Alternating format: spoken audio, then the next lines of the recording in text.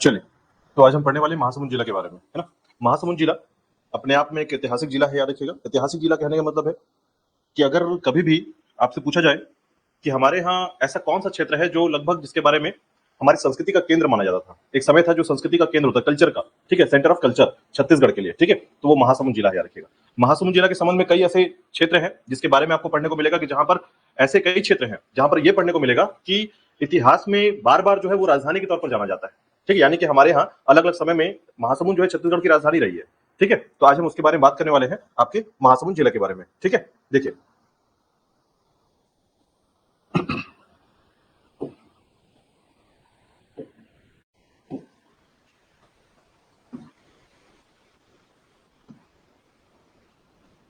महासमुंद जिला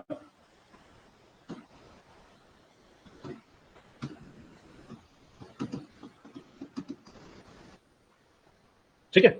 महासमुंद जिला अपने आप में, इस बात को ध्यान रखिएगा, जब आप कोई जिला पढ़ रहे होते हैं इसका मतलब है कि आप जिला के बेसिक इन्फॉर्मेशन को कवर कर रहे हैं, ठीक है। जैसे हम हर जिले की कुछ मुख्य बातों को डिस्कस कर रहे हैं। देखिए, सामान्य तौर पर हम पूरे के पूरे 33 जिलों को पढ़ रहे हैं और उन जिलों को जब हम पढ़ते हैं तो इसका मतलब है कि सीधी तौर पर हम जिलों के बेसिक्स फंडामेंटल को या बेसिक नॉलेज को कवर कर रहे हैं, ठीक है। तो इसका मतलब यह है कि हर जिले का कोई ना कुछ इंपॉर्टेंट फैक्ट्स हमारे सामने आता है, ठीक है। तो वैसे ही समझिएगा कि महासमुंद जिले की स्थापना जो हुई है ये कब हुआ है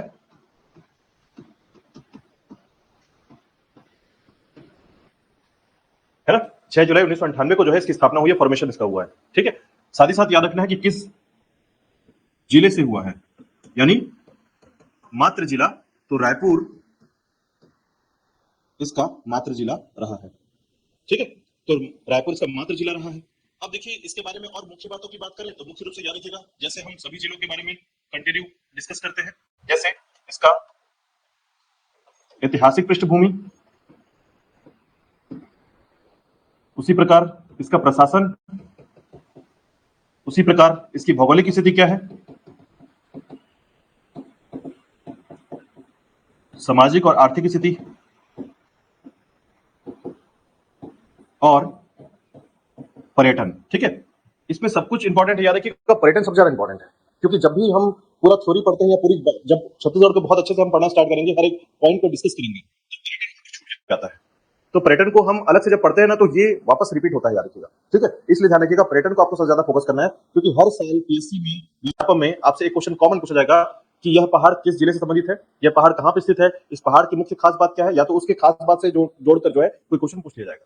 जैसे पिछले बार पूछा गया था मधेश्वर पहाड़ के लिए, जसपुर का मधेश्वर पहाड़ पूछा गया था। तो ऐसे आपको हर बार कहीं ना कहीं कोई पहाड़ या उसकी कोई प्राकृतिक या नेचुरल जो कोई प्लेस है, डेस्टिनेशन है, उसके बारे में पूछा जाता है। तो याद रखिएगा, वो जुड़ा है किससे, पर्यटन या टूरिस्ट प्लेस से जुड़ा हुआ है, ठीक है। चलिए, तो देखिएगा महासमुंद का ऐतिहासिक पृष्ठभूमि क्या है।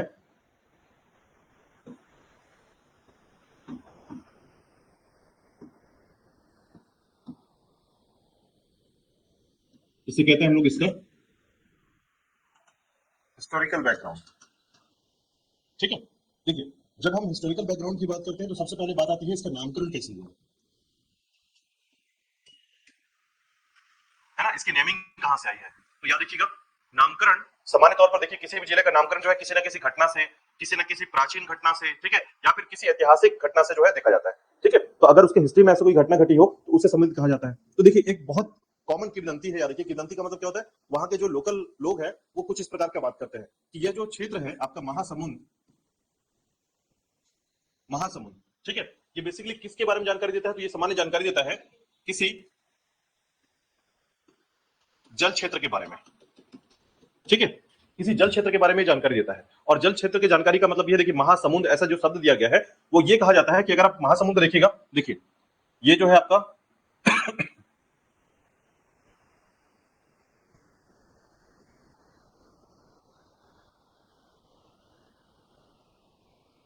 ये है आपका छत्तीसगढ़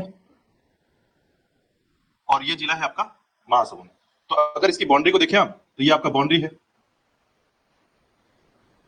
ना, ये बाउंड्री है। लेकिन अगर आप यहां पर ध्यान दें तो ये जो पूरा क्षेत्र है इसको आप ऐसा देख सकते हैं कि सुकमा के ये क्षेत्र से लेकर जसपुर का ये क्षेत्र, ये पूरा क्या है, उड़ीसा है ना। तो ये उड़ीसा के इस पार क्या है, उड़ीसा के इस पार है आपका बे ऑफ बंगाल, बंगाल की खाड़ी है पूरा एरिया, है ना। तो अगर आप ध्यान देंगे तो आपको दिखेगा कि अगर छत्तीसगढ़ के क्षेत्र से किसी बड़े वाटर बॉडी के पास आप सबसे पहले पहुंचेंगे तो यह क्षेत्र क्या हुआ करता था, उड़ीसा का कुछ क्षेत्र जो है ना, ऐसा कहा जाता है कि उड़ीसा का जो क्षेत्र है वो अधिकतर अधिकतर समय जो है पानी से डूबा हुआ करता था। ठीक है, और पानी से डूबा होने के कारण या पानी के क्षेत्र में या समुद्र के पास होने के कारण यह क्षेत्र महासमुंद कहलाया। ठीक है, यानी समुद्र के पास का सबसे पहला हिस्सा। ठीक है, तो इस प्रकार से यहाँ की किंवदंती चलती आ रही थी। ठीक है, जिससे जानकारी मिलती है महासमुंद के बारे में, ऐसा यहाँ का किंवदंती चलता है। ठीक है, तो ये एक सामान्य तौर पर आप इसे ऐसा कह सकते हैं कि छत्तीसगढ़ का ये जो महासमुंद जिला है, समुद्र या ओशियन के पास होने के कारण, ठीक है, समुद्र या ओशियन के पास या सी के पास होने के कारण क्या कहलाया, महासमुंद कहलाया। ठीक है, बेसिक बातें। और ऐसा कहा जाता है, देखिए ये तो बेसिक बातें होगी, पहले एक नामकरण के बारे में एक जानकारी मिला। ठीक है, लेकिन दूसरा जानकारी याद रखिएगा, ऐसा कहा जाता है कि इस क्षेत्र में कोई बड़ा तालाब या समुद्र या ओशियन जैसा स्थिति था। ठीक है, जिसके कारण इसे जो है महासमुंद जैसा नाम मिला। ठीक है, तो ये दूसरी बात है, ऐसा कहा गया। सबसे इंपॉर्टेंट बात क्या है देखिएगा, इतिहास में इसकी सबसे इंपॉर्टेंट बात जो है, जो कि सबसे इंपॉर्टेंट मानी जाती है, वो है तीसरे नंबर पर।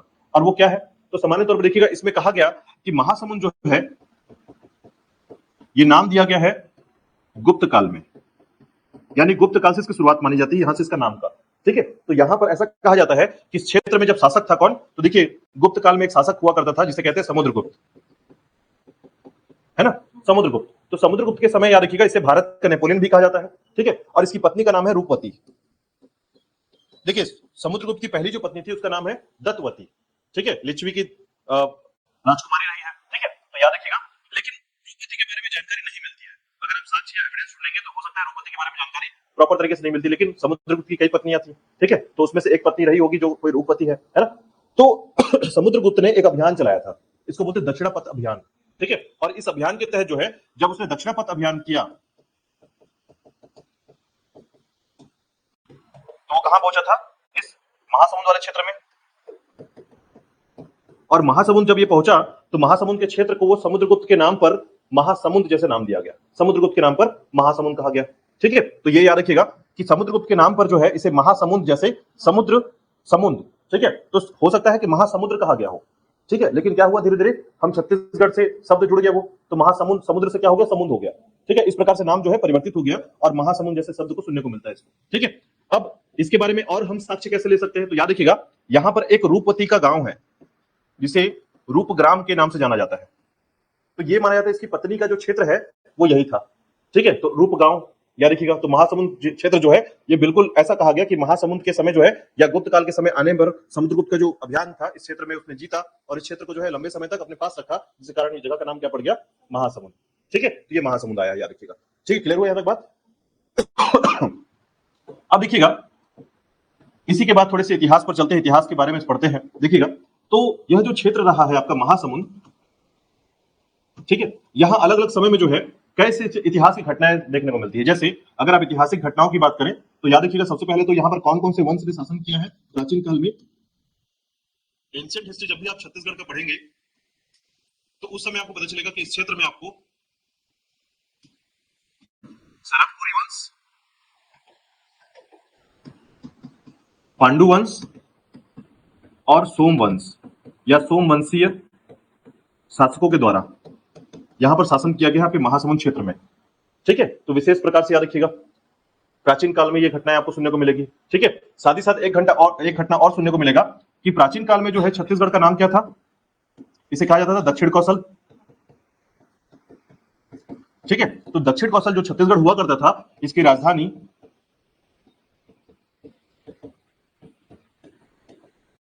श्रीपुर को कहा जाता था। इसकी राजधानी होती थी क्या, श्रीपुर। याद रखिएगा दक्षिण कौशल की राजधानी एक समय क्या रहा करता था, श्रीपुर, जिसका नाम वर्तमान में क्या है, सिरपुर। ठीक है, सिरपुर जो है इसकी राजधानी वर्तमान में है, तो श्रीपुर को ही सिरपुर कहा गया। यानी कि छत्तीसगढ़ का मुख्य राजधानी क्षेत्र भी अगर आप देखेंगे जो कि दक्षिण कौशल हुआ करता था उस क्षेत्र की राजधानी श्रीपुर थी, जिसे वर्तमान में हम सिरपुर कहते हैं। ठीक है, तो ये इसकी जानकारी मिलती है। साथ ही साथ देखिएगा इस संबंध में आप देखेंगे तो सिरपुर क्षेत्र में, ठीक है, हम बात कर रहे हैं रामायण काल की, तो रामायण काल में राम गमन मार्ग के अंतर्गत जो है आपका कौन सा क्षेत्र शामिल हो रहा है, सिरपुर क्षेत्र। ऐसा कहा जाता है कि भगवान के रामगवन मार्ग यानी 14 वंश के वनवास में जो है सिरपुर क्षेत्र भी उसमें शामिल था, जहां पर ये से होकर गुजरे थे। ठीक है, तो जब आप इस पूरे क्षेत्र को देखते हैं तो सिरपुर क्षेत्र भी जानकारी मिलता है कि यहाँ पर उसका जो एक साक्ष्य है उस साक्ष्य की जानकारी मिलती है, सिरपुर क्षेत्र मिलती है। जैसे कल मैंने राजिम के बारे में बताया था, है ना, उसी प्रकार याद रखिएगा सिरपुर क्षेत्र भी उसी प्रकार से उसी साक्ष्य के अंतर्गत आता है। ठीक है, महासमुंद के अंतर्गत आता है। ठीक है, हाँ, ये महासमुंद का क्षेत्र ही पढ़ रहे हैं हम लोग। ठीक है, तो हम टोटल काम कर रहे हैं महासमुंद के बारे में। ठीक है, इसके बाद देखिएगा रामायण काल के बाद जो है पांडुवंशी शासकों में, यहां पर थोड़ा सा एक फैक्ट याद रखिएगा, एक नाम आता है वेनशांग के बारे में। ठीक है, याद रखिएगा पांडु वंश का जब समय चल रहा था इस समय, ठीक है, तो ये टाइम है आपका 606वीं एडी से यानी 6वीं शताब्दी से लेकर जो है ये समय प्रारंभ होता है। ठीक है, तो वेनसांग एक कौन था, एक व्यक्ति था, एक चीनी यात्री है ना, चीन का है। जब ये भारत आया था तो भारत से होते हुए आपके छत्तीसगढ़ पहुंचा। अभी छत्तीसगढ़ जब पहुंचा तो इस समय पांडु वंश का शासन चल रहा था, कहां पर, छत्तीसगढ़ के सिरपुर क्षेत्र में। ठीक है, तो इसी क्षेत्र में याद रखिएगा वेनसांग जब पहुंचता है तो इसने एक डायरी लिखी। ठीक है, डायरी बेसिक है, यात्रा वृत्तांत जिसे कहते हैं हम लोग, है ना। तो याद रखिएगा आपने एक डायरी लिखी जिसका नाम था सीयूकी। ठीक है, सीयूकी लिखा इसने। जब इसने सीयूकी लिखा तो इससे जानकारी मिलता है किसके बारे में, छत्तीसगढ़ के बारे में, जिसका शब्द का प्रयोग किया था इसने कियासलो के रूप में। ठीक है, कियासलो याद रखिएगा, ये शब्द कई बार सुनने को मिलेगा आपको और आपके एग्जाम में भी सुनने को मिलेगा ये। ठीक है, और ये टाइम क्या है, तो 639 ईस्वी का टाइम है जब यहां पर ये आता है। ठीक है, 639 के समय की बात है ये। तो याद रखिएगा वेनसांग, उसकी डायरी का नाम सीयूकी, छत्तीसगढ़ में कियासलो जैसे शब्द का प्रयोग किया गया, इसकी डायरी में ये शब्द मिलेगा आपको। ठीक है, तो देखिए कियासलो बेसिकली किसका उच्चारण है, एक्चुअल में आपके कौशल का उच्चारण है। कियासलो कौशल जैसा आपको प्रोनाउंसिएशन लगेगा ऐसा, है ना। तो याद रखिएगा ये दर्शाता है कि छत्तीसगढ़ के बारे में इसने लिखा, अपनी डायरी में लिखा। ठीक है, तो ये बात ध्यान रखिएगा, इसके संबंध में ये जानकारी मिलती है। ठीक है, इसके अलावा देखिएगा इस टाइम के बाद, प्राचीन काल के बाद जो है, अगर आप देखेंगे तो इस क्षेत्र में मध्यकाल में, जब मिडिवल हिस्ट्री के समय, आपको यहां पर किसका शासन मिलेगा, कलचुरी वंश का शासन मिलेगा। तो कलचुरी वंश के शासन के समय याद रखिएगा, ठीक है, कलचुरी वंश का शासन दो क्षेत्र में था, एक आपका रतनपुर क्षेत्र और एक आपका रायपुर क्षेत्र। रतनपुर के कलचुरियों कहते थे त्रिपुरी के कलचुरी। ठीक है, त्रिपुरी वंश, और इसको कहते हैं लाहुरी वंश। ठीक है, तो रतनपुर जो क्षेत्र था, त्रिपुरी वंश का राजधानी रतनपुर हुआ करता था, और लाहुरी वंश की पहली राजधानी जो रही है याद रखिएगा वो रही है खल्लारी। ठीक है, और खल्लारी भी कहां है, महासमुंद में है।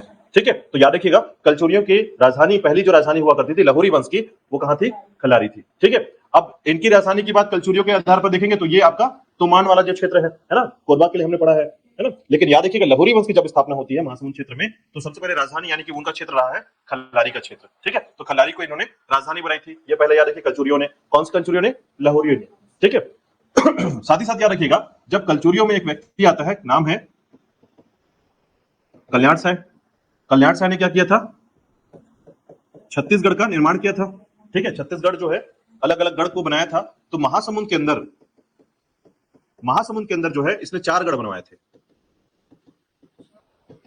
ठीक है, महासमुंद के क्षेत्र में यानी शिवनाथ नदी के दक्षिण में 4 गढ़ इन्होंने महासमुंद में बनवाया था। ठीक है, तो कौन कौन सा क्षेत्र है आपका, पहला है खल्लारी, दूसरा है सिरपुर, तीसरा है मोहंदी और चौथा है सुवरमार।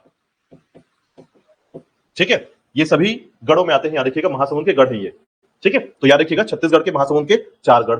ठीक है, तो ये मध्यकाल के बारे में हो गया। अब देखिए महासमुंद के बारे में जब आप आधुनिक काल के बारे में पढ़ते हैं, यानी जब हम पहुंचते हैं अंग्रेजों और मराठाओं के समय। ठीक है, तो मराठाओं के समय की बात अगर करें तो याद रखिएगा मराठा शासन के समय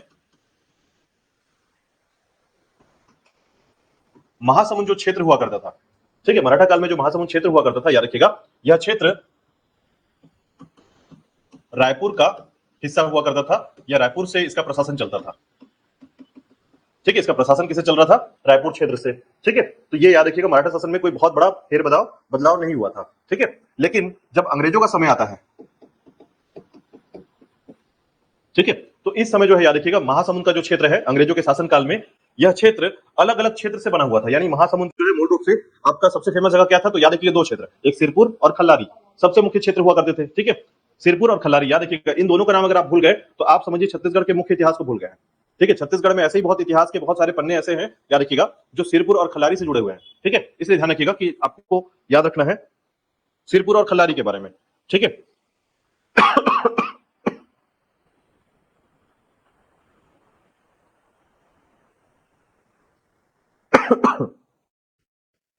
ठीक है, तो आपको ये दिखेगा कि इस क्षेत्र में जितनी भी घटनाएं हैं महासमुंद से संबंधित, ठीक है, या महासमुंद से जुड़े हुए, सभी खल्लारी और सिरपुर से मुख्य रूप से जुड़े हुए हैं। मतलब सभी के लिए आपको क्या दिखेगा कि ये क्षेत्र जो है अपने आप में कई बार दर्शाता है कि इस क्षेत्र में जो है महासमुंद का जो पूरा हिस्सा है, ठीक है, या महासमुंद जो क्षेत्र है ये पूरी तरीके से जुड़ा हुआ है किसे, खल्लारी और सिरपुर क्षेत्र से। ठीक है, इसलिए ध्यान रखिएगा, इससे जुड़े हुए क्वेश्चन हमेशा पूछे जाते हैं। ठीक है, तो ये ध्यान रखिएगा।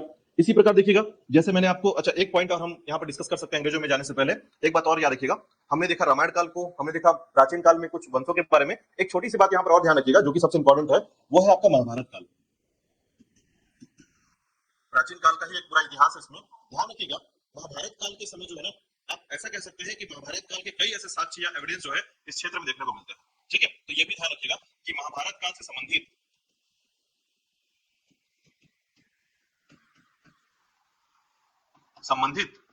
क्षेत्र और साक्ष्य की जानकारी कहां से मिलती है, महासमुंद क्षेत्र से मिलती है। फॉर एग्जांपल एक आध दो नाम आप याद रखेंगे, जैसे खल्लारी, ये भी महासमुंद से जुड़ा, महाभारत काल से जुड़ा हुआ है। दूसरा, जैसे आप लाछागृह का बात करते हैं, लाछागृह, ठीक है, तो ये सभी क्या है, ये वो क्षेत्र है जहां पर भीम के पैर के निशान, ठीक है, भीम चूल्हा, ठीक है, डोंगा नाव, ऐसे कई पत्थर, डोंगा पत्थर जिसे कहते हैं, लिखिएगा, ऐसे कई क्षेत्र यहाँ पर देखने को मिलते हैं। ठीक है, आपने सुना होगा कि कौरव ने जो है पांडव के लिए एक षड्यंत्र रचा था जहां पर उनको जलाकर मारने के लिए एक महल बनाया गया था, सुना है इसके बारे में? ठीक है, तो ये महल को कहा जाता है लाछागृह। ठीक है, उसी महल का नाम है लाछागृह महल। ठीक है, तो ये सभी क्षेत्र कहां पर है, महासमुंद में, याद रखिएगा। तो ये महाभारत काल के संबंध में भी जानकारी देता है। ठीक है, साथ ही साथ याद रखिएगा एक जगह है जिसे बोलते हैं आप सिरपुर। सिरपुर को जो है ना पहले क्या कहा जाता था, चित्रांगपुर। ये चित्रांगपुर जो नाम है ना, एक्चुअल में ये भब्रुवाहन की राजधानी है, भब्रुवाहन की राजधानी। अर्जुन का पुत्र का नाम है, याद रखिएगा। अर्जुन जो महाभारत के मुख्य कैरेक्टर हैं, याद रखिएगा, इंपॉर्टेंट व्यक्ति हैं, याद रखिएगा, उनके पुत्र का नाम है भब्रुवाहन। ठीक है, तो उनके माता का नाम था चित्रांगदा। ठीक है, यानी अर्जुन की पत्नी का नाम था, तो अपनी माता के नाम पर जो है इस राजधानी को बसाया था उसने। ठीक है, और बाद में इसी का नाम पढ़कर सिरपुर पढ़ा है, याद रखिएगा, यही है आपका सिरपुर। ठीक है, तो याद रखिएगा कई ऐसी घटनाएं हैं जो दर्शाती हैं कि महाभारत काल से संबंधित जानकारियां ये देता है, याद रखिएगा। ठीक है, वापस आते चलिए। तो अंग्रेजों के समय देखिएगा, जब हम अंग्रेजों के समय की बात करते हैं या अंग्रेजों के बारे में बात करते हैं, तो इस समय जो है रायपुर जिले के अंतर्गत ये जो हिस्सा था मराठा शासन में, ठीक है, उसमें महासमुंद के अंतर्गत, महासमुंद जब तहसील बनाया गया या महासमुंद के संबंध में जानकारी मिलती है, रखिएगा, तहसील के संबंध में, ठीक है, तो अन्य जब जानकारियां मिलती है तो इसके अंतर्गत जो है आपका रायपुर के कुछ क्षेत्रों को, जैसे आपका जो ये सिरपुर है, ठीक है, खल्लारी है, ऐसे कुछ मुख्य क्षेत्रों को शामिल करके महासमुंद का तहसील तैयार किया गया। ठीक है, और याद रखिएगा अंत में जो है महासमुंद जब जिला बना, वो बना आपका 1998 में। ठीक है, और इस तरीके से महासमुंद जिले के तौर पर आप जानते हैं, महासमुंद जिले को जानते हैं।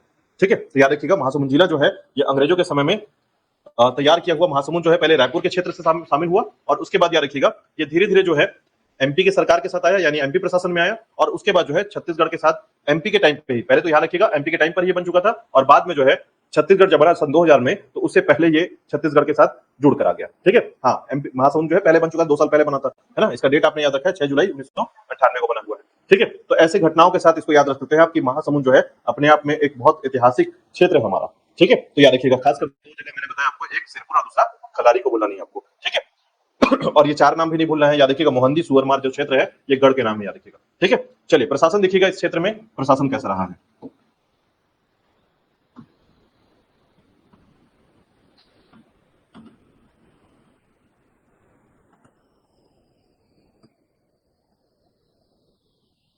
देखिए प्रशासन या एडमिनिस्ट्रेशन क्या दर्शाता है, उस क्षेत्र में कौन कौन से यूनिट है। ठीक है, तो यहाँ पर ये पता चलता है कि ये यहाँ का पॉपुलेशन कैसा है, यहाँ का साक्षरता या लिटरेसी रेट कैसा है। ठीक है, तो यहाँ पर जो सामान्य तौर पर जो पॉपुलेशन मिलता है, जनसंख्या या पॉपुलेशन, वो मिलता है 10 से 12 लाख।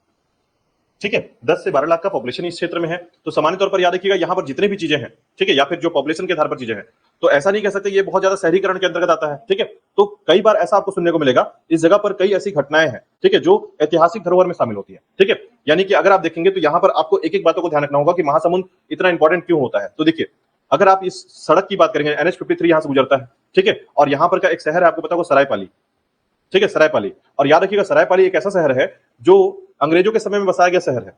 ठीक है, और सरायपाली का अर्थ होता है रुकने का जगह। ठीक है, सराय, ठीक है, जैसे लॉजिंग करते हैं, तो याद रखिएगा रुकने का जगह मतलब अंग्रेजों के सड़कों पर या अंग्रेजों के मार्गों पर जो है एक रुकने का स्थान बनाया गया। ठीक है, और वो क्षेत्र था आपका सरायपाली क्षेत्र। ठीक है, तो ऐसे कई ऐतिहासिक घटनाओं के बारे में जानकारी मिलेगी, याद रखिए। ठीक है, देखिएगा, तो हम बात करते हैं इसके संबंध में। सबसे पहले तो याद रखिएगा इस संबंध में जो है आपको जिले गठन किया गया। ठीक है, यहाँ का जो लिंगानुपात है,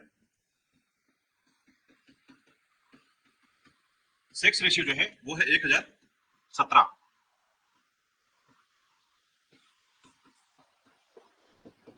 शहरीकरण है 13% के आसपास। साक्षरता प्रतिशत है याद रखिएगा 68%। ठीक है, उसी प्रकार जिला कोड, ठीक है, तो यहां का जिला कोड है CG6। ठीक है, तो यहां पर चार मुख्य बातें याद रखिएगा, लिंगानुपात, शहरीकरण, साक्षरता प्रतिशत और उसके बाद जिला कोड। ठीक है, साथ ही साथ देखिएगा अगर हम यहाँ के राष्ट्रीय राजमार्गों की बात करें, नेशनल हाईवे, राष्ट्रीय राजमार्ग, ठीक है, वो क्या है, तो याद रखिएगा नेशनल हाईवे है यहां पर 53 NH 153। ठीक है, तो ये यहां पर जो है तीन नेशनल हाईवे है, याद रखिएगा, एक 53 है, एक 153 है और एक आपका NH 353।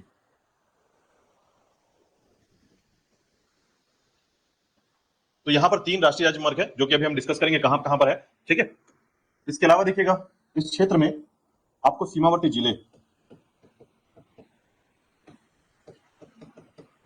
तो देखिए अगर आप इसके मैप को देखेंगे,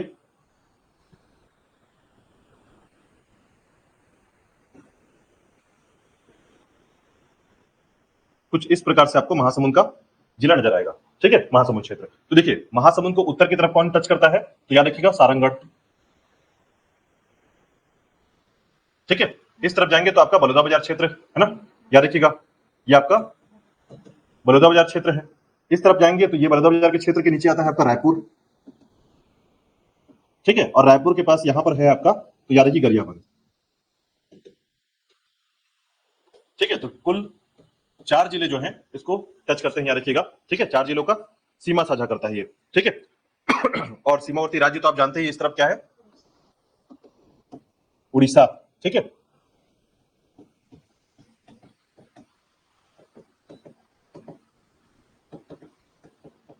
अब देखिएगा अगर हम बात करें यहां पर तहसीलों की, 6 तहसील है। ठीक है, अभी हम डिस्कस करेंगे कौन कौन से तहसील हैं मैप के अंदर। ठीक है, और विकासखंड की बात करें तो 5 आपके विकासखंड क्षेत्र है यहाँ पर। ठीक है, तहसील और विकासखंड याद रखिएगा। अब देखिए विधानसभा क्षेत्र की बात करते हैं, तो विधानसभा क्षेत्र कौन कौन से हैं, तो याद रखिएगा इस क्षेत्र में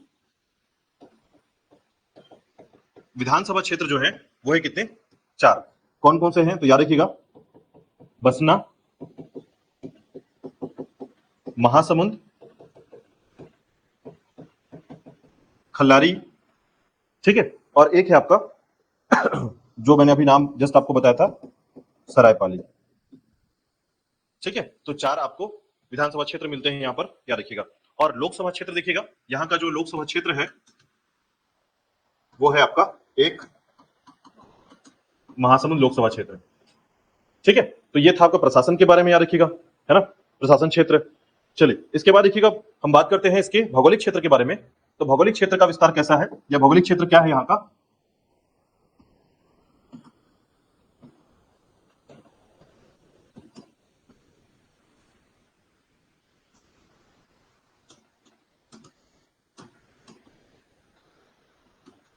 देखिए भौगोलिक स्थिति जिसमें हम शामिल करते हैं भौतिक संरचना,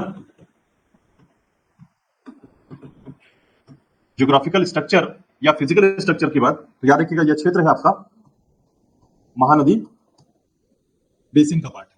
ठीक है, महानदी बेसिन का पार्ट है। लेकिन महानदी बेसिन में कौन सा पार्ट है, तो याद रखिएगा ये इसके सीमांत ऊंचावत क्षेत्र का पार्ट है।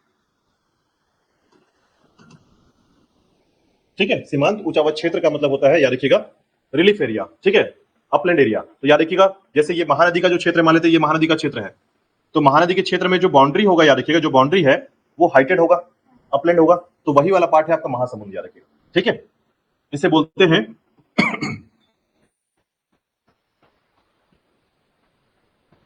गरियाबंद महासमुंद उच्च भूमि क्षेत्र, है ना। वो जो भौतिक संरचना की बात करेंगे तो इस प्रकार से नाम आएगा इसका। ठीक है, तो ये पूरा एरिया डेवलप है, याद रखिएगा इसके आधार पर। देखिए चट्टान कौन सी पाई जाती है यहाँ पर, तो चट्टाने जो है कडप्पा चट्टाने पाई जाती है और धारवाड़ चट्टाने पाई जाती है। ठीक है, कडप्पा और धारवाड़ चट्टाने पाई जाती है, जिसके कारण आप खनिज की बात कर सकते हैं। यहाँ पर जो मिनरल्स हैं उसमें आपको चूना पत्थर मिलेगा, लौह अयस्क क्षेत्र मिलेगा, आयरन और, ठीक है, लाइमस्टोन और आयरन और मिलेगा। इसी प्रकार याद रखिएगा इस क्षेत्र में आपको गोल्ड, ठीक है, फ्लोराइड, ठीक है, गोल्ड, फ्लोराइड और अन्य क्षेत्र में याद रखिएगा आपको मिलेगा क्वार्ट्जाइट। क्वार्ट्जाइट इस प्रकार से जो है इस क्षेत्र में खनिज मिलते हैं, याद रखिएगा। ठीक है, वही अगर हम लोग चूना पत्थर की बात करें तो आपको सरायपाली क्षेत्र में चूना पत्थर मिलता है। लौह अयस्क की बात करेंगे, याद रखिएगा, तो लौह अयस्क क्षेत्र आपका सरगुड़ भाटा क्षेत्र। ठीक है, और स्वर्ण की बात करें, गोल्ड की बात करें तो याद रखिएगा इस क्षेत्र में आपका दो क्षेत्र है, एक लिमाऊगुड़ा, ठीक है, और है रेहटी खोल, रेहटी खोल क्षेत्र। ठीक है, लिमाऊगुड़ा और रेहटी खोल क्षेत्र। उसी प्रकार देखिएगा आपका फ्लोराइड क्षेत्र कहां कहां पर मिलता है, तो याद रखिएगा एक है आपका कुकुरमुत्ता, ठीक है, घाट कछार, ठीक है, कुकुरमुत्ता, घाट कछार, चूराकुटा, ये सभी क्षेत्र आते हैं, याद रखिएगा फ्लोराइड में। चूराकुटा क्षेत्र। क्वार्ट्जाइट कहां पर मिलता है, तो याद रखिएगा एक आपका साले तराई और दूसरा है परसोली। इन क्षेत्रों में आपको क्वार्ट्जाइट मिलेगा। तो याद रखिए खनिज का क्षेत्र भी काफी अच्छा क्षेत्र है, यहाँ पर खनिज की मात्रा में उन खनिजों के बारे में जानकारी मिलती है। ठीक है, अब देखिएगा इस मुख्य तौर पर जो है खनिज के अलावा अगर आप देखेंगे यहाँ पर मिट्टी कौन सी पाई जाती है, सॉइल, तो यहाँ पर आपको लाल पीली मिट्टी मिलेगी। ठीक है, रेड येलो सॉइल। साथ ही साथ फसल कौन सा होता है, तो याद रखिएगा यहाँ पर मुख्य रूप से धान का फसल होता है। ठीक है, अब देखिए इसके अलावा याद रखिएगा यहाँ की मुख्य नदी कौन कौन सी है, तो नदी के मामले में याद रखिएगा यहां पर तीन नदियों का नाम आता है। एक नदी है आपका लात नदी, दूसरा है आपका जोक नदी, तीसरा है आपका सूखा नदी। ठीक है, तो तीन मुख्य नदी हो गए। इसके अलावा याद रखिएगा कि आपको इन क्षेत्रों में महानदी का क्षेत्र मिलेगा, ठीक है, और साथ ही साथ जो है आपको कोडार नदी मिलेगा। तो ये सभी नदियां जो है इस जगह में बहती हैं, याद रखिएगा। ठीक है, लात, जोक, सूखा, महानदी और कोडार नदी। ठीक है, इनको याद रखना है आपको। चलिए इसके बाद देखिए इन नदी के क्षेत्रों की बात करते हैं, तो यहाँ पर बांध भी कुछ याद कर सकते हैं आप। ठीक है, तो याद रखिएगा इन क्षेत्रों में आपको कुछ बांध या डैम मिलेंगे, जैसे केशवा नाला,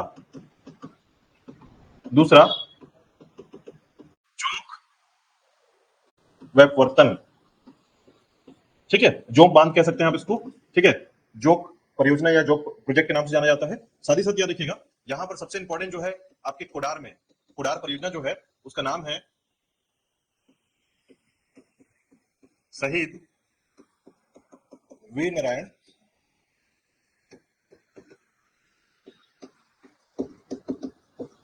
शहीद वीर नारायण सिंह परियोजना। ठीक है, इसको नहीं भूलना है, याद रखिएगा। ठीक है, शहीद वीर नारायण सिंह परियोजना जो है कोडार नदी पर बनाया गया है, याद रखिएगा कोडार डैम के नाम से, और कोडार डैम का नाम है शहीद वीर नारायण परियोजना। ठीक है, चलिए इसके बाद देखिएगा अगर हम बात करें, ठीक है, यहाँ के मुख्य पहाड़ों की, तो याद रखिएगा यहाँ पर एक पहाड़ है जिसे कहा जाता है शिशुपाल पर्वत। ठीक है,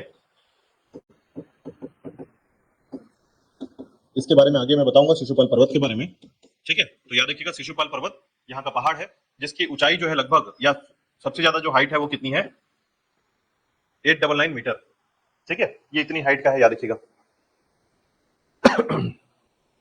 तो ये इसका भौगोलिक क्षेत्र है, याद रखिएगा, है ना। क्लियर है यहां तक? बताइए कोई डाउट तो नहीं, कोई क्वेश्चन तो नहीं इस पे? क्लियर है? ठीक है, देखिए मैंने बताया कि आप बेसिक को ना थोड़ा सा इन्फॉर्मेटिव पढ़ रहे हैं, ठीक है, मतलब टोटल क्या है, ये इन्फॉर्मेटिव है।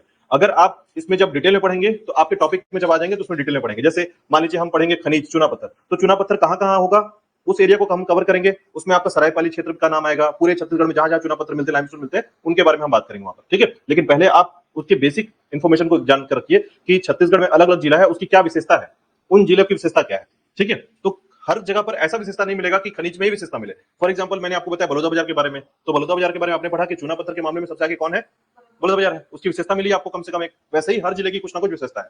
इन जिलों की विशेषता आपको ऐतिहासिक घटना में मिल रही है, सिरपुर, खल्लारी, ठीक है, महाभारत काल, रामायण काल, प्राचीन काल में कई ऐसी घटनाएं यहाँ पर मिलेगी, वहां पर आज भी अवशेष मिलते हैं, ठीक है, मतलब आज भी आपको ऐसी मूर्तियां, प्रतिमाएं मिलेंगी जो दर्शाती हैं कि ये जो है प्राचीन काल की मूर्तियां हैं, ठीक है। अभी हम डिस्कस करेंगे इसके बारे में, देखिएगा। तो देखिए इसके आधार पर याद रखिएगा हम बात करेंगे सामाजिक एवं आर्थिक स्थिति के बारे में।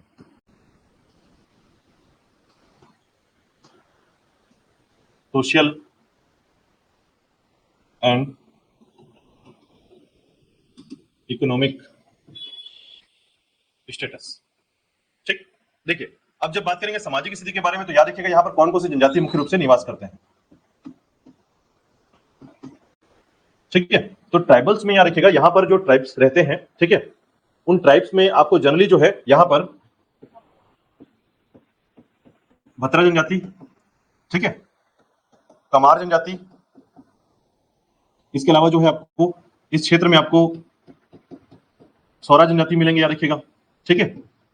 सौरा जनजाति मुख्य तौर पर याद रखिएगा ये आपका जो क्षेत्र है, ठीक है, उसमें भतरा, कमार, सौरा और एक जनजाति और याद रखिएगा कंडरा जनजाति, ये मुख्य रूप से यहाँ निवास करते हैं। मतलब आपको अधिकांश जनजाति ऐसे मिलेंगे जो उड़ीसा के क्षेत्र में निवास करते हैं और आपके छत्तीसगढ़ के इस बाउंड्री में निवास करते हैं। मतलब अगर आप इनको ढूंढेंगे तो ये उड़ीसा क्षेत्र में दिखेंगे और आपके छत्तीसगढ़ में भी रहेंगे, ठीक है। तो इस तरीके से जो है भतरा, कमार, सौरा और कंडरा का निवास क्षेत्र आपको यहाँ पर दिखेगा, ठीक है, याद रखिएगा।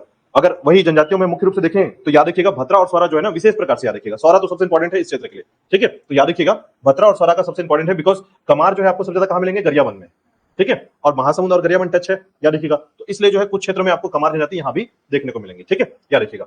अब देखिए आर्थिक स्थिति के अनुसार याद रखिएगा यहाँ के आईडीसी के बारे में, ठीक है। तो महासमुंद का जो आईडीसी है उसे कहते हैं बिरकोनी, ठीक है, यहाँ का आईडीसी है बिरकोनी क्षेत्र। बिरकोनी क्षेत्र यहाँ का आईडीसी याद रखिएगा। और साथ ही साथ याद रखिएगा इस क्षेत्र में आपको आर्थिक रूप से क्या क्या मिलता है, तो ध्यान रखिएगा यहाँ का एक क्षेत्र है जिसे बोलते हैं घुड़ारी, ठीक है। मैंने आपको गरियाबंद के बारे में पढ़ाया था, तो गरियाबंद में आपने बासिन का नाम पढ़ा था, बासिन में क्या पढ़ा था आपने, स्टोन कटिंग कॉम्प्लेक्स के बारे में। तो घुड़ारी भी क्या है आपका, स्टोन कटिंग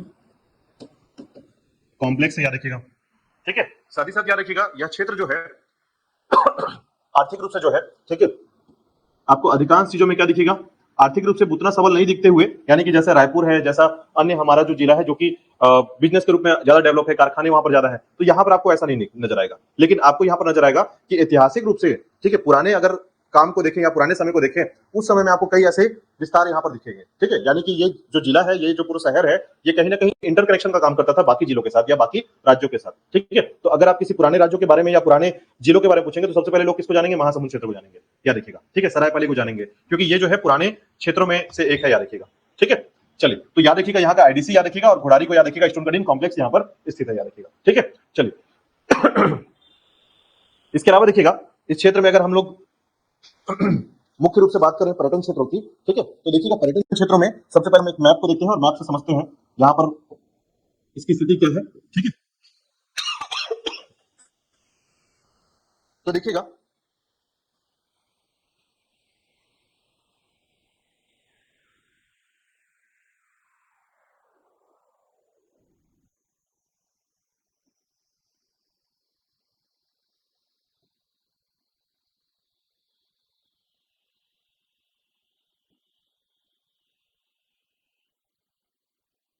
चलिए ये है आपका महासमुंद क्षेत्र, ठीक है, ऐसा लगेगा दो हिस्से में बटा हुआ है, लेकिन याद रखिएगा इस तरीके से जो है आपको ये नजर आएगा, ठीक है, महासमुंद क्षेत्र याद रखिएगा। तो महासमुंद जो जिला है इसका मुख्यालय आपका महासमुंद है, ठीक है, और इसके क्षेत्र से जो है 3 आपको नेशनल हाईवे मिलेंगे, ठीक है। तो आपका महासमुंद ये वाला जो क्षेत्र है महासमुंद का क्षेत्र है,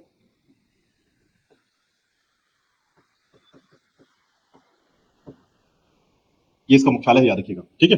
आसपास देखेंगे कौन कौन से जिले हैं, तो याद रखिएगा उत्तर की तरफ आपको यहां पर मिलेंगे सारंगढ़ क्षेत्र, ठीक है। इस तरफ आएंगे तो बलौदाबाजार, ये वाला हिस्सा है आपका रायपुर का, और इस तरफ जाएंगे तो गरियाबंद, ठीक है। इस तरीके से जो है 4 जिलों से जुड़ा हुआ है, और इस तरफ है आपका उड़ीसा, ठीक है। अब देखिए इसका मुख्यालय है, और हमको जानना है कि इस क्षेत्र में जो है NH53 गुजरती है यहां से, ठीक है। तो NH53 जो है ये याद रखिएगा, जो NH53 का सड़क है रायपुर से होते हुए महासमुंद से इस तरीके से उड़ीसा की तरफ निकलती है, ठीक है। ये है आपका NH53, याद रखिएगा। सबसे इंपॉर्टेंट सड़क याद रखिएगा, जैसे कि मैंने बताया इस सड़कों के बारे में कि सबसे बिजी सड़क है और सबसे पुराना सड़क है हमारा, ठीक है। अब उसी के हिसाब से देखिएगा अन्य सड़कों की बात करें, ठीक है, तो याद रखिएगा इन सड़कों में आपको यहां से आप देखेंगे कि महासमुंद क्षेत्र से होता हुआ एक सड़क इस तरीके से बाहर निकल जाता है, ठीक है, यानी महासमुंद से बाहर की ओर सड़क निकल जाता है, और ये आपका 353 है, याद रखिएगा, ठीक है। तो महासमुंद से ये जो सड़क है आपका इसे कहते हैं NH353, ठीक है, 353 याद रखिएगा। ये बागबहरा होते हुए क्या करता है, उड़ीसा की तरफ चला जाता है, ठीक है, याद रखिएगा। और उसी प्रकार देखिएगा इसमें एक सड़क और है जो कि आपका NH153 है। तो ये वाला जो हिस्सा है अगर आप देखेंगे तो यहां पर ये आपका सरायपाली है, इसलिए इसको लास्ट पॉइंट कहा जाता है, याद रखिएगा, ठीक है। तो यहीं से ये सड़क जो है आपके रायगढ़ की तरफ जाती है, पहले सारंगढ़ और उसके बाद रायगढ़ की तरफ। ये है आपका NH153, ठीक है। तो इस तरीके से 3 सड़कें याद रखिएगा इन क्षेत्रों में। तीनों के सड़कों का नाम थोड़ा सा याद रखिएगा, एक 53, दूसरा 353 और तीसरा आपका 153 है, ठीक है। तो याद रखिएगा इन क्षेत्रों में आपको ये सड़क मिलेगा, ठीक है। अब देखिएगा इस क्षेत्रों में मुख्य रूप से कौन कौन से तहसीलें हैं, तो तहसील की संख्या कितनी है, 6 है, ठीक है, तहसील की संख्या 6 है। उन 6 तहसीलों में आपको याद रखना है तो पहला तहसील आपका महासमुंद है। महासमुंद में इस सड़क पर आएंगे, याद रखिएगा, तो यहां पर बागबहरा, ठीक है, यहां पर आपका बागबहरा क्षेत्र है। यहीं पर आप देखेंगे तो यहां पर है आपका कोमाखान, ठीक है। तो ये भी आपका एक तहसील है, याद रखिएगा, कोमाखान क्षेत्र, ठीक है। उसके बाद 2 तहसीलें होती है, एक बसना और पिथौरा, ठीक है, बसना और पिथौरा क्षेत्र। तो जैसे ही आप जो है रायपुर वाले सड़क पर आएंगे, याद रखिएगा, तो सबसे पहले जो है आप पहुंचेंगे इस क्षेत्र में और इसे कहते हैं पिथौरा, और फिर आगे जाएंगे तो ये क्षेत्र है आपका बसना, ठीक है। तो इन क्षेत्रों को कहा जाता है, याद रखिएगा, आपके तहसील क्षेत्र, ठीक है। अब अंतिम तौर पर याद रखिएगा कि जब आप यहाँ के पर्यटनों में सबसे इंपॉर्टेंट चीजों को ढूंढते हैं तो यही है आपका सिरपुर, ठीक है। तो इसको अलग से याद रखिएगा, सिरपुर यहाँ का तहसील नहीं है, बस ध्यान रखिएगा, ठीक है। देखिए कौन कौन से तहसील हैं, तो महासमुंद, कोमाखान, बागबहरा, पिथौरा, बसना और सरायपाली क्षेत्र, ठीक है। तो 6 तहसील आपको दिख रहे होंगे इस क्षेत्र में, 6 तहसील, ठीक है, याद रखिएगा। चलिए अब बात करते हैं थोड़ा सा पर्यटनों के बारे में। तो देखिएगा पर्यटन क्षेत्र क्या है यहाँ का, तो सबसे पहले याद रखिएगा पर्यटन क्षेत्रों में हम कुछ नाम यहाँ पर डिस्कस करते हैं और उसके बाद हम उसको डिस्कस करेंगे। एक है आपका सिरपुर, दूसरा है आपका खल्लारी, और जहां तक मैं आपको बता दूं इस क्षेत्र में मंदिरों का क्षेत्र मिलेगा, प्राचीन क्षेत्र मिलेंगे, यही आपका पर्यटन का मुख्य क्षेत्र है, याद रखिएगा, ठीक है। उसके बाद महासमुंद क्षेत्र के बारे में बात करेंगे थोड़ा सा, ठीक है, महासमुंद क्षेत्र। और उसके बाद देखिएगा आपका सिरपुर क्षेत्र में कई ऐसे क्षेत्र आते हैं, और एक हम बात करेंगे शिशुपाल पर्वत के बारे में, ठीक है, शिशुपाल पर्वत क्षेत्र। इसके अलावा जो है सारी जो मंदिरें हैं उसके बारे में, जो भी जितने मंदिर होंगे उनके बारे में हम डिस्कस करेंगे, कौन कौन से प्राचीन मंदिर है यहाँ पर, ठीक है। चलिए तो देखिएगा इन क्षेत्रों में आपको कई ऐसे मंदिर मिलेंगे, कई ऐसे क्षेत्र मिलेंगे। सबसे पहले बात करते हैं देखिएगा सिरपुर के बारे में, ठीक है। तो सिरपुर क्षेत्र को देखिएगा, सबसे पहले ये जो सिरपुर क्षेत्र है उसको समझने का प्रयास कीजिएगा, ठीक है। यहाँ पर जो सिरपुर है तो ये आपका गरियाबंद क्षेत्र है, ठीक है, ये गरियाबंद है। गरियाबंद के क्षेत्र से जो है आपकी एक नदी आती है और इस तरीके से बलौदाबाजार चली जाती है, और ये नदी है आपका, कौन सी नदी है बताइए जल्दी से, महानदी, ठीक है, ये महानदी का क्षेत्र है, याद रखिएगा, है ना। इसी प्रकार यहां पर बहुत सारी नदियां, याद रखिएगा, मतलब नदियों का क्षेत्र तो काफी ज्यादा है, ठीक है। तो आपको याद रखना है कि इस महानदी में यहां पर एक नदी जो और सपोर्ट करती है महासमुंद क्षेत्र से, वो है आपकी सूखा नदी, ठीक है। नाम याद रखिएगा, सूखा नदी। और इसकी एक सहायक नदी याद रखिएगा, इस सूखा नदी की एक सहायक नदी है जिसे बोलते हैं कोडार नदी, ठीक है। इसी कोडार पर एक बांध बनाया गया है, ठीक है, जिसका नाम क्या है, शहीद वीरनारायण सिंह बांध, याद रखिएगा, ठीक है, याद रहेगा। तो ये थोड़ा सा याद रखिएगा, सिरपुर को पहुंचने से पहले पहले आपको नदी को थोड़ा सा याद कर लेना है। हालांकि यहाँ पर जोक नदी है, लात नदी है, ठीक है, अन्य नदियां भी है, याद रखिएगा, ठीक है। लेकिन मेनली आपको थोड़ा सा यहाँ पर बांध को याद करना है, क्योंकि जोक में जोक विवर्तन है, जोक बांध है ना। उसी प्रकार आपको केशवा नाला परियोजना मिलेगा यहाँ पर, ठीक है। लेकिन मेनली याद रखना है आपको शहीद वीरनारायण सिंह परियोजना के बारे में, जो कि कोडार नदी पर है, याद रखिएगा, ठीक है। चलिए सिरपुर को देखिएगा, सिरपुर के क्षेत्र को याद करने का प्रयास करते हैं। तो सिरपुर जो क्षेत्र है आपका, इसका नाम पहले क्या था, श्रीपुर, और उसके बाद इसका नाम पड़ा चित्रांगपुर, ठीक है। किसकी राजधानी रही है ये, तो याद रखिएगा 2 बार ये राजधानी बना है। एक दक्षिण कौशल की राजधानी यानी छत्तीसगढ़ की राजधानी बनी है, और दूसरा बना है बब्रुवाहन की राजधानी,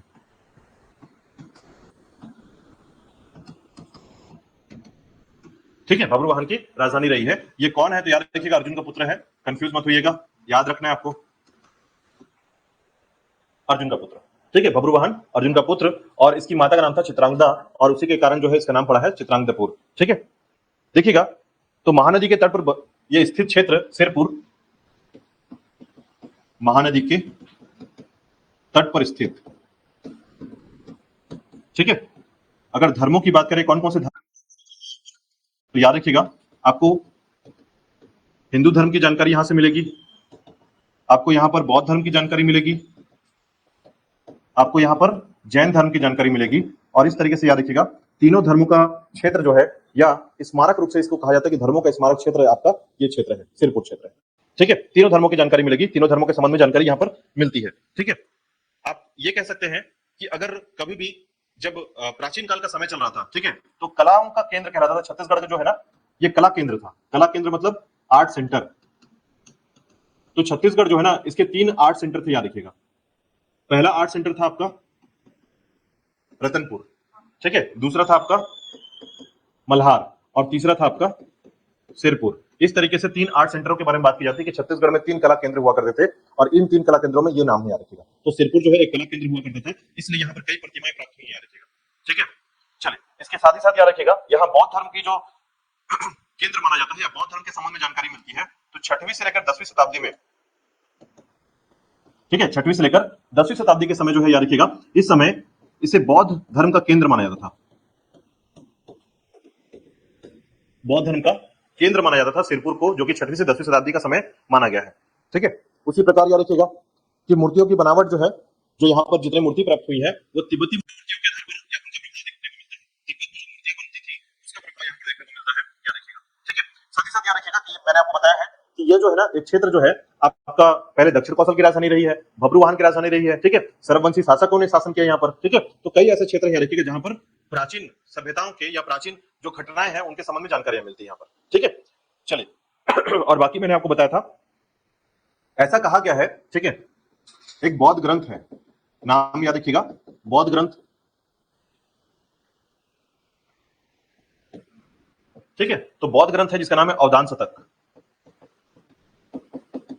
इसमें ऐसा कहा जाता है कि गौतम बुद्ध जो है यहां पर आए थे, यानी गौतम बुद्ध के संबंध में यह कहा जाता है, इस पुस्तक में यह लिखा गया है कि गौतम बुद्ध कहां आए थे, सिरपुर क्षेत्र में आए थे, ठीक है। तो सिरपुर में आने के संबंध में इनकी जानकारी मिलती है, गौतम बुद्ध के संबंध में यह जानकारी मिलती है कि गौतम बुद्ध या महात्मा बुद्ध जो है यहाँ आए थे, ठीक है। इसका जानकारी कहां से मिल रहा है, अवदान शतक से मिलता है। तो याद रखिएगा ये बौद्ध, जैसे हमारे लिए रामायण है, महाभारत है, हमारे लिए एक प्रकार का ग्रंथ है, ठीक है, उसी प्रकार याद रखिएगा बौद्ध ग्रंथ का नाम है अवदान शतक, ठीक है। तो उसमें जानकारी मिलती है कि छत्तीसगढ़ के सिरपुर क्षेत्र में गौतम बुद्ध जो है, महात्मा बुद्ध जो है यहाँ पर आए थे, ठीक है। इसी प्रकार देखिएगा मैंने चीनी यात्री वेनसांग के बारे में बताया था, याद रखिएगा पांडु वंश में उसकी यात्रा का समय रहा है ये, ठीक है। तो ये सभी सिरपुर के संबंध में जानकारी मिलती है, याद रखिएगा। साथ ही साथ देखिएगा इस समय जो है सिरपुर क्षेत्र में एक महोत्सव का आयोजन होता है, महोत्सव का आयोजन किस समय? तो याद रखिएगा बौद्ध पूर्णिमा के दिन।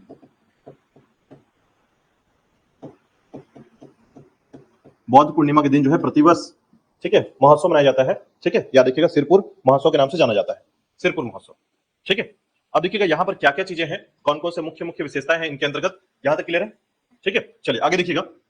इन क्षेत्रों में आपको मिलेगा, सबसे पहले इस क्षेत्र में जाएंगे आप तो मिलेगा आपको स्वास्तिक विहार। स्वास्तिक विहार, ठीक है, तो याद रखिएगा स्वास्तिक विहार क्या है। बेसिकली देखिए जो बिहार हुआ करता है, ठीक है, जैसे हम लोग बोलते हैं बिहार क्षेत्र, ठीक है, तो बिहार जो है ना ये बौद्ध के अलग अलग क्षेत्र हुआ करते थे, जैसे कि जहां पर शिक्षा प्राप्त करना है, ठीक है, तो मठ जो है वहां पर उनको शिक्षा मिलती थी। ठीक है, उनके रहने के स्थान को हम क्या कहते हैं? बिहार कहते हैं, याद रखिएगा। ठीक है, तो जैसे आपने देखा है बिहार राज्य नाम सुना होगा आपने, तो अगर आपसे पूछा जाए कि हमारे पूरे भारत में ऐसा राज्य जहां पर बौद्ध धर्म का सबसे बड़ा अस्तित्व मिलता है, ठीक है, तो वो आपको क्या मिलेगा? बिहार में, इसलिए उसका नाम बिहार है, याद रखिएगा। ठीक है, तो बौद्ध धर्म का सबसे बड़ा औचित्य जो है उस क्षेत्र में मिलता है, याद रखिएगा। ठीक है, और इसलिए आप देखेंगे कि पाटलिपुत्र जिसको आप वर्तमान में पटना कहते हैं, ठीक है, तो उसका अस्तित्व वहां पर है ना, तो कई ऐसे संबंधित जानकारी आपको बिहार क्षेत्र में मिलेंगे, याद रखिएगा। ठीक है, अशोक के समय में आपको पता होगा अशोक ने जो है बाद में बौद्ध धर्म को ज्वाइन कर लिया था, अपना लिया था, है ना, तो याद रखिएगा उसी संबंध में आपको कई जानकारी ऐसे मिलेंगे। तो हमारे यहाँ जो है सिरपुर में आपको स्वास्तिक बिहार मिलेगा। ठीक है, तो स्वास्तिक बिहार के संबंध में याद रखिएगा ये सिरपुर क्षेत्र में, ठीक है, किसने निर्माण कराया था? आनंद प्रभु ने।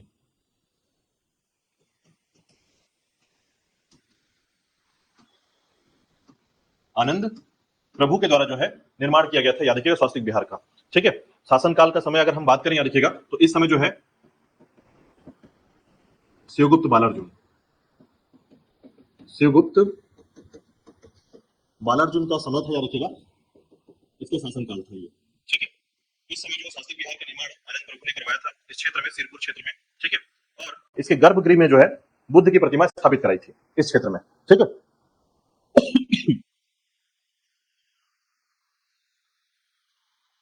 चलिए इसके अलावा देखिएगा और क्या क्या क्षेत्र यहाँ पर मिलता है, तो याद रखिए स्वास्तिक बिहार के अलावा जो है इस क्षेत्र में आपको सिरपुर के क्षेत्र में, ठीक है, एक मंदिर है, याद रखिएगा, जिसे कहा जाता है लक्ष्मण मंदिर। ठीक है, नाम याद रखिएगा, लक्ष्मण मंदिर है, ये बहुत इंपॉर्टेंट है, याद रखिएगा। ठीक है, ये लक्ष्मण मंदिर क्यों इंपॉर्टेंट है? तो देखिए इसके संबंध में कहा जाता है कि ये भी जो है महासेगुप्त बालार्जुन के समय बनवाया गया था, लेकिन याद रखिएगा इसका जो शुरुआत है, इस मंदिर की जो शुरुआत कराई गई थी ना, ये एक महिला के द्वारा कराई गई थी, वसाटा देवी के द्वारा। ठीक है, ये महासेगुप्त बालार्जुन की माताएं हैं, याद रखिएगा। इसने प्रारंभ किया था, कंप्लीट किसने कराया था? महासेगुप्त बालार्जुन ने कराया था। ठीक है, प्रारंभ कराया था वासटा देवी ने और कंप्लीट किया था इसने महासेगुप्त बालार्जुन ने। ठीक है, अब ये जो लक्ष्मण मंदिर है, बेसिकली याद रखिएगा इसको बनाया गया था वासटा देवी के द्वारा, स्टार्ट कराया गया था अपने पति की याद में। ठीक है, तो हर्ष जो है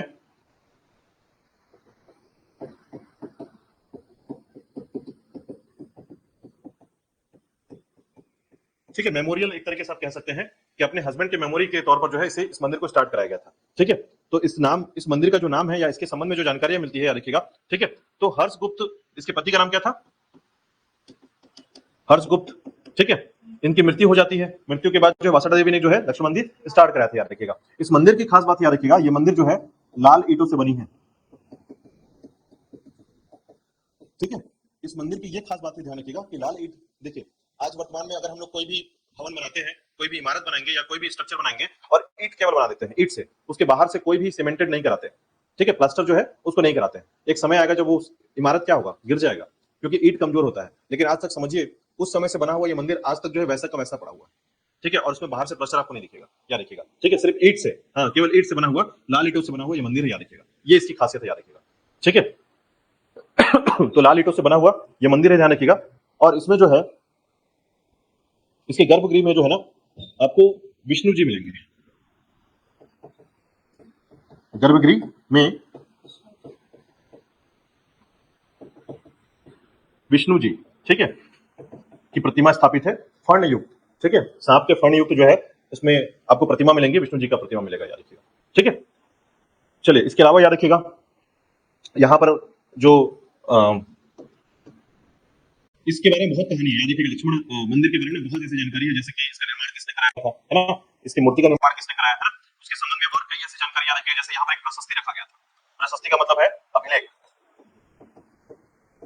तो यहाँ पर जो अभिलेख मिले, इंस्क्रिप्शन मिले, याद रखिएगा, उस अभिलेख में मिलता है किसके बारे में? ईशान देव के बारे में। ठीक है, ईशान देव जो है इसने लिखा था यहाँ पर आकर जो है पूरा इन्फॉर्मेशन दिया इस मंदिर के संबंध में, यहाँ पर ये मंदिर कब बना है उसके बारे में जानकारी इसी से मिलती है, याद रखिएगा। ठीक है, तो ये जो अभिलेख है ईशान देव के द्वारा लिखा गया था, याद रखिएगा, ईशान देव। ठीक है, इसने बताया इस मंदिर के बारे में, इसके समय के बारे में सारी जानकारियां दी। ठीक है, तो इस मंदिर का नाम जो है लक्ष्मण मंदिर है, परंतु है किसका मंदिर? ये विष्णु जी का मंदिर है, ये ध्यान रखिएगा। ठीक है, तो 7वीं शताब्दी का ये मंदिर है, ध्यान रखिएगा, 7th AD का मंदिर है ये। ठीक है, चलिए इसके बाद देखिएगा, इसके अलावा तीसरा स्ट्रक्चर है आनंद प्रभु कुटी विहार। ठीक है, आनंद प्रभु कुटी विहार, याद रखिएगा। तो आनंद प्रभु कुटी विहार का जो क्षेत्र है, ठीक है, इसमें आपको याद रखना है आनंद प्रभु कुटी विहार का भी जो संबंध है, यानी शासनकाल के समय अगर आप कह सकते हैं तो महासेगुप्त बालार्जुन के समय ये बना था। ठीक है, महासेगुप्त बालार्जुन के समय आनंद प्रभु कुटीर विहार बना है। ये भी सेम क्या है? विहार है, यानी कि रहने का स्थान है, याद रखिएगा। ठीक है, उसी प्रकार याद रखिएगा कि इसके प्रमाण में या इसके संबंध में जानकारियां मिलती है कि इस क्षेत्र में जो है आपको बौद्ध प्रतिमा, इस क्षेत्र में बौद्ध प्रतिमा स्थापित किया गया, इस क्षेत्र में किया गया। ठीक है, तो आनंद प्रभु कुटीर विहार भी आपके कहां पर है? सिरपुर में, याद रखिएगा। ठीक है, इसी प्रकार देखिएगा इस क्षेत्र में आपको तीवरदेव विहार मिलेगा, तीवरदेव विहार। ठीक है, तीवरदेव विहार याद रखिएगा। तीवरदेव विहार के बारे में याद रखिएगा कि यहां पर जब आप, ये किसके समय बना था? तो महाशिव तीवरदेव के समय बना है। ठीक है, महाशिव तीवरदेव के समय बना है, महाशिव गुप्त तीवरदेव। ठीक है, इसमें जो है ना पंचतंत्र की कहानियां,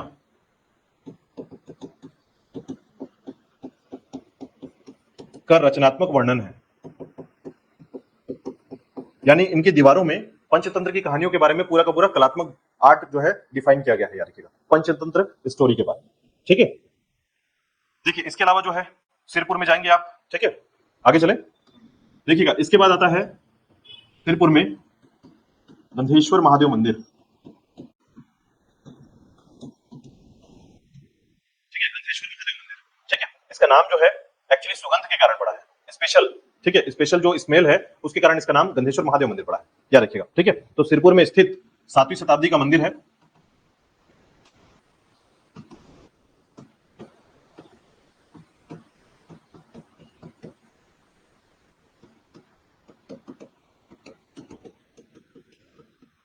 ठीक है, विशिष्ट सुगंध के कारण इसका नाम गंधेश्वर महादेव पड़ा है, याद रखिएगा। ठीक है, महानदी के तट पर स्थित यह मंदिर जो है ठीक है, तो महानदी के तट पर स्थित मंदिर है, स्पेशल प्रकार के मंदिर, याद रखिएगा, क्योंकि इसका जब निर्माण हुआ है, ठीक है, तो प्राचीन मंदिर और बिहार के स्थापत्य खंडों में ये विभक्त है। ठीक है, यानी एक तरफ बिहार आपको मिलेगा, बौद्ध बिहार, और एक तरफ जो है मंदिर का खंड मिलेगा। ठीक है, तो इतना याद रखिएगा। इसके संबंध में एक बात बस ध्यान रखिएगा कि इसका जीर्णोद्धार कराया गया था। जीर्णोद्धार का मतलब होता है रिनोवेशन कराना। ठीक है, किसने कराया था? तो मराठा काल में चिमणा जी के द्वारा कराया गया था। ठीक है, मराठा काल के समय में चिमणा जी के द्वारा जो है ये कराया गया था, इसका रिनोवेशन कराया गया था। ठीक है, उसी प्रकार देखिएगा नेक्स्ट है आपका इस क्षेत्र में सुरंग टीला। ठीक है, सुरंग टीले के बारे में याद रखिएगा, तो इसे बोलते हैं सुरंग टीले का मंदिर। ठीक है, सुरंग टीले का मंदिर, याद रखिएगा। सुरंग टीले के मंदिर की बात करते हैं तो याद रखिएगा इस समय शासन कौन कर रहा था? महासेगुप्त बालार्जुन का शासनकाल रहा है। ठीक है, और इस समय जो है भगवान शिव और गणेश की प्रतिमा स्थापित है।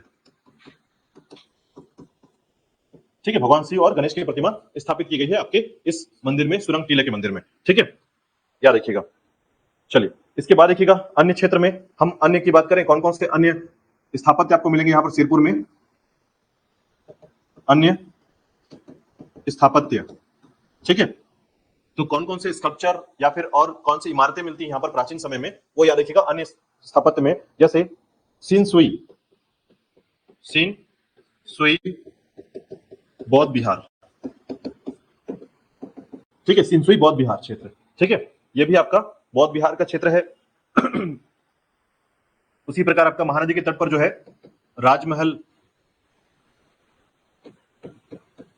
के अवशेष मिले हैं, यानी ऐसा कहा जाता है कि यहां पर पहले राजमहल हुआ करता था। ठीक है, प्रॉपर तरीके से एक राजमहल है जिसके बचे कुछ हिस्से जो है महानदी के तट पर देखने को मिलते हैं, याद रखिएगा, राजमहल। ठीक है, उसी प्रकार याद रखिएगा बालेश्वर महादेव मंदिर। बालेश्वर महादेव मंदिर के संबंध में। ठीक है, तो ये सभी क्षेत्र आपके किसके हैं? सिरपुर के हैं, याद रखिएगा। ये सभी क्षेत्र सिरपुर के अंतर्गत हैं, याद रखिएगा। ठीक है, तो बालेश्वर महादेव मंदिर के संबंध में बस एक बात ध्यान रखिएगा, यहाँ पर बालेश्वर और उदेश्वर मंदिर का स्थापत्य है और यहाँ पर शंकर जी को स्थापित किया गया है। ठीक है, तो याद रखिएगा पंचायतन शैली में बनाया हुआ ये मंदिर है बालेश्वर मंदिर। ठीक है, चलिए अब देखिएगा इसी के बाद जो है पहुंचते हैं कहां पर?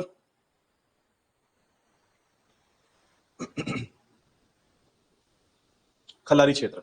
ठीक है, तो हम अब देखते हैं खल्लारी क्षेत्र को। देखिए खल्लारी क्षेत्र जो है ये कैसे संबंधित है इन क्षेत्रों में, देखिएगा।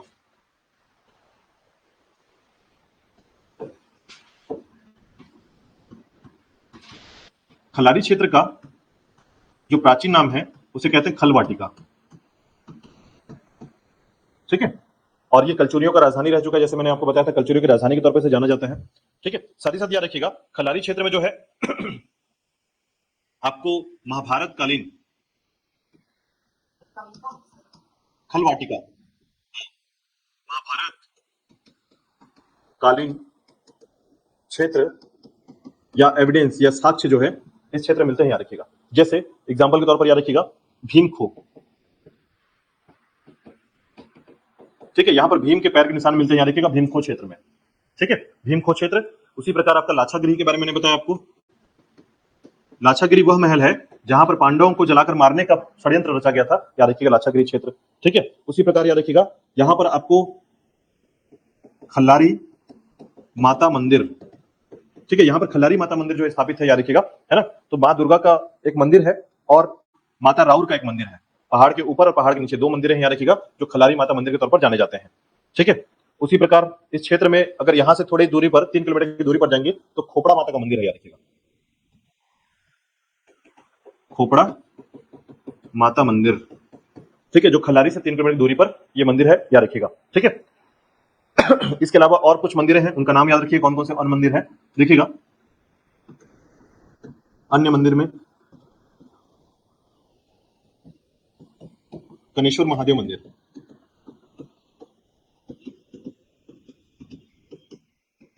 ठीक है, कनेश्वर महादेव मंदिर याद रखिएगा। इसी प्रकार जो है आपको यहाँ पर जगन्नाथ मंदिर मिलेंगे। जगन्नाथ मंदिर याद रखिएगा, या नारायण मंदिर के नाम से जाना जाता है। ठीक है, जिसकी स्थापना जो है देवपाल ने की थी, याद रखिएगा।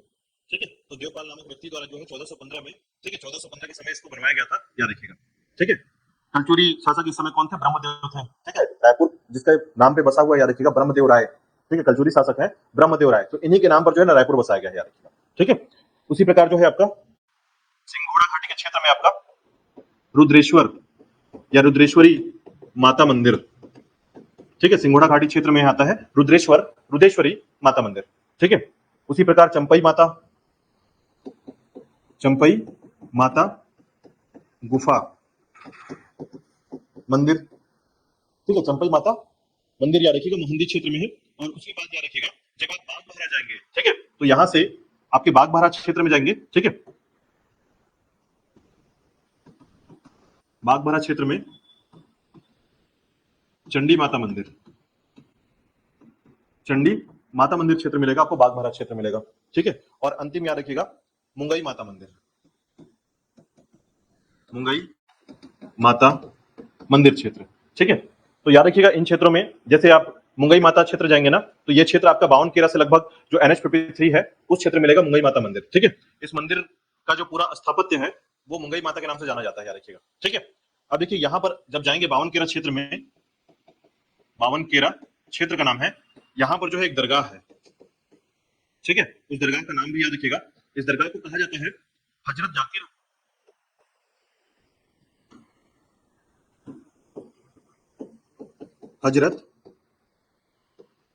जाकिर शाह कादिर। ठीक है, हजरत जाकिर शाह कादरी रहमतुल्लाह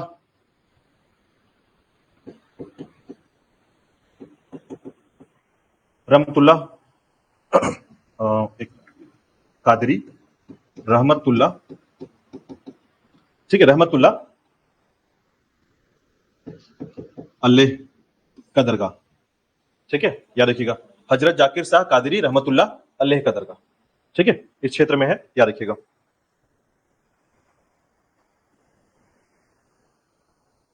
ठीक है, अब देखिएगा थोड़ा सा बात करते हैं शिशुपाल पर्वत के बारे में। ठीक है,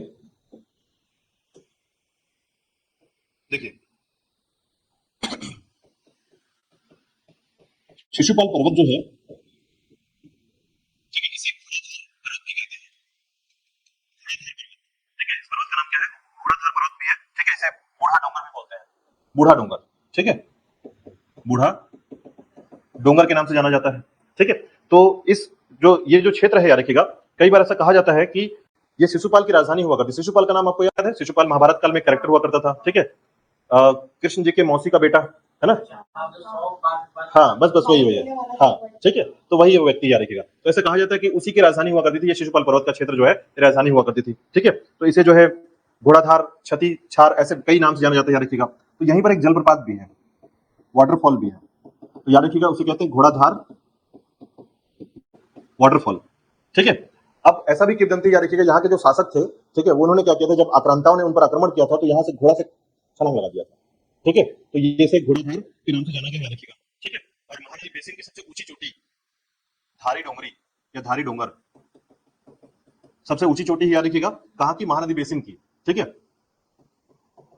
महानदी बेसिन की ऊंची चोटी धारी डोंगर जो है, इसी की हाइट मैंने आपको बताई थी 899 मीटर है। ठीक है, तो इस क्षेत्र की सबसे ऊंची चोटी ये बनती है, याद रखिएगा। ठीक है, तो याद रखिएगा, देखिए जैसे ही बाग बहरा क्षेत्र में जाएंगे ना, ये वाला हिस्सा जो है बाग बहरा है, और यहीं पर है आपका सुअरमार, जो आपका गढ़ है एक। ठीक है, कल्याण से बनाया गया था, याद रखिएगा। ठीक है, उसी के साथ याद रखिएगा कि जब आप एक तरीके से जो है आप यहाँ पर एक बात और याद रखिएगा, एक आश्रम है यहाँ पर। ठीक है, जैसे कि मैंने आपको बताया था एक आश्रम के बारे में, ये जो क्षेत्र है आपका महासमुंद के, इस क्षेत्र में एक आश्रम है, इसे बोलते हैं विवेक आश्रम।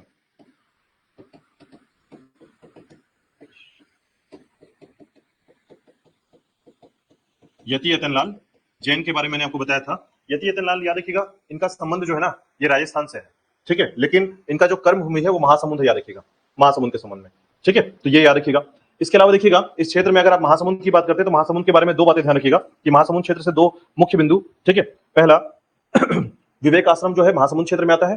ठीक है, वो याद रखिएगा यति यतनलाल से संबंधित है। ठीक है, और दूसरा याद रखिएगा, इस क्षेत्र में महासमुंद जो लोकसभा क्षेत्र है, मैंने अभी बताया था लोकसभा क्षेत्र आपका महासमुंद है। ठीक है, यहां से एक सांसद है, याद रखिएगा, जिनका नाम है विद्याचरण शुक्ल। इनको मत भूलिएगा, छत्तीसगढ़ से लंबे समय तक सबसे ज्यादा बार सांसद रहने वाले व्यक्ति, याद रखिएगा, विद्याचरण शुक्ल।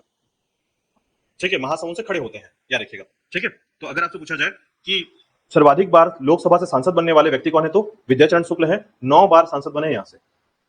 ठीक है, ठीक है, विद्याचरण शुक्ल सबसे ज्यादा बार छत्तीसगढ़ से सांसद बनने वाले, जो कि महासमुंद से खड़े होते हैं या महासमुंद से सांसद बने हैं, 9 बार, याद रखिएगा। ठीक है, लोकसभा क्षेत्र में, ठीक है, महासमुंद क्षेत्र से खड़े होने वाले 9 बार सांसद बनने वाले व्यक्ति हैं, याद रखिएगा, सबसे ज्यादा बार। ठीक है, अभी तक इतना बड़ा टारगेट कोई नहीं लिया है, याद रखिएगा। 9 बार मतलब समझ रहे हैं कि 5 साल का 9 बार गुणा कर लीजिए। ठीक है, मतलब लगातार इतने साल तक सांसद रहे यहाँ पर। ठीक है, किसी का जो जो जो आपका नेता जो होते हैं या लोकसभा से जो आपका राजनीतिक क्षेत्र होता है, इतने लंबे समय तक राजनीति करते जो है ना, आप अपना जगह भी चेंज कर देते हैं। जैसे राहुल गांधी ने अपना जगह चेंज कर लिया था, केरल पहुंच गए, है ना। उसी प्रकार सभी लोग अपना जनरली जगह चेंज करते रहते हैं या फिर कहीं अलग जगह से खड़े होते हैं। ये महासमुंद से 9 बार जीतने वाले व्यक्ति हैं, याद रखिएगा। ठीक है, तो याद रखिएगा, सबसे सर्वाधिक बार विद्याचरण शुक्ल जो है, ठीक है, यहीं से, ठीक है, निर्वाचन क्षेत्र इनका महासमुंद रहा है। ठीक है, तो ये दो बातें ध्यान रखिएगा। हाँ, अब देखिए इन क्षेत्रों में आपको मेला याद कर लेना है। 4 मेला लगती है महासमुंद में, मुख्य मेला। ठीक है, एक आपका सिरपुर का मेला, दूसरा आपका खल्लारी मेला, तीसरा आपका चंडी माता मेला, सिरपुर मेला, खल्लारी मेला, चंडी माता मेला, और याद रखिएगा करिया थ्रू मेला, करिया थ्रू मेला। ठीक है, तो आपके पिथौरा में लगता है ये वाला मेला जो है, पिथौरा में। ठीक है, तो याद रखिएगा चंडी माता मेला जो है आपका, ये बाग बहरा क्षेत्र में लगेगा। ठीक है, घुईचापाली इसकी जगह का नाम है, घुईचापारा। ठीक, घुईचापाली, याद रखिएगा। इसके अलावा याद रखिएगा, इन क्षेत्रों में आपको, जब आप मैप को देख के चीजों को याद करते हैं ना, तो बहुत सारी चीजें आपको याद हो जाएंगी। ठीक है, तो याद रखिएगा जैसे अगर आप जब भी आपसे पूछा जाए कोडार डैम कहां पर है तो आप याद कर पाएंगे, ठीक है। उसी प्रकार पिथौरा के क्षेत्र में होता है, करिया ध्रुव मेला जो है पिथौरा क्षेत्र में लगता है, याद रखिएगा, है ना।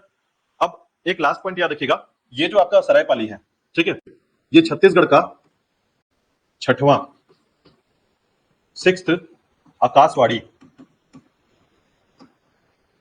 केंद्र रहा है, ठीक है। जैसे हमारे यहाँ जो है 6 टोटल आकाशवाणी केंद्र हुआ करते हैं छत्तीसगढ़ में, ठीक है। रेडियो आकाशवाणी के लिए सुना होगा, तो सरायपाली जो है 6वां आकाशवाणी केंद्र है हमारा छत्तीसगढ़ का, ठीक है। आकाशवाणी केंद्र याद रखिएगा, रेडियो, ठीक है। तो ये था आपका महासमुंद के बारे में, ठीक है।